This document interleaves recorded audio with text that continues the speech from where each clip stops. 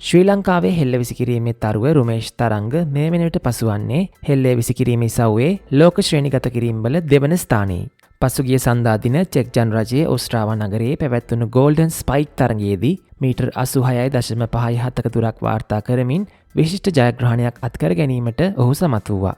මීළඟට ඔහු ජූනි 19 වන සිකුරාදා කටාර් රාජ්‍යයේ දෝහා නගරයේ පැවැත්වීමට නියමිත ඩයමන්ඩ් ලීග් මීළඟ අදියරයට සහභාගී වීමට නියමිතයි.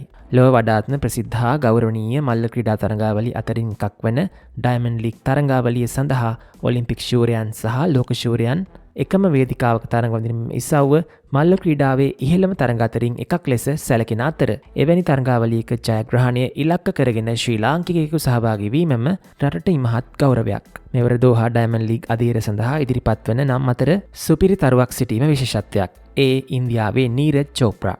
චෝප්‍රා මේ ඉසව්වේ 2020 ටෝකියෝ ඔලිම්පික් ශූරයා වන අතර මේ වසරේ ඔහු සහභාගී වන පළමු තරඟාවලියද වන්නේ මෙයයි.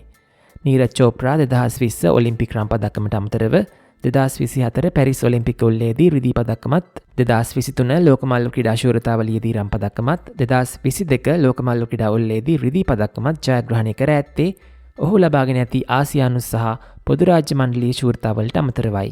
ඉන්දියානු ක්‍රීඩක චෝප්‍රාට අමතරව 2012 ඔලිම්පික් ශූර ට්‍රිනිඩඩ් සහ ටොබැගෝහි කෙෂෝන් වෝල්කොට්, හිටපු ලෝක ශූරයන් වන කෙන්යාවේ යුලියස් යේගෝ සහ ග්‍රෙනඩාහි ඇන්ඩර්සන් පීටර්ස්ද දෝහාහිදී රුමේෂ්ට එරෙහිව තරඟ කිරීමට නියමිතයි. 23 හැවිරිදි රුමේෂ් රෝම ඩයමන්ඩ් ලීගයේදී මීටර් 92.62ක ඓතිහාසික විසිකිරීමක් සිදු කළ අතර මීටර් 90 බාධකයේ බිඳ දමා ලොව ඉහළම ශ්‍රේණිගත කිරීම් 5 අතරට පැමිණි පළමු ශ්‍රී ලාංකික ක්‍රීඩකයා බවට පත්විය.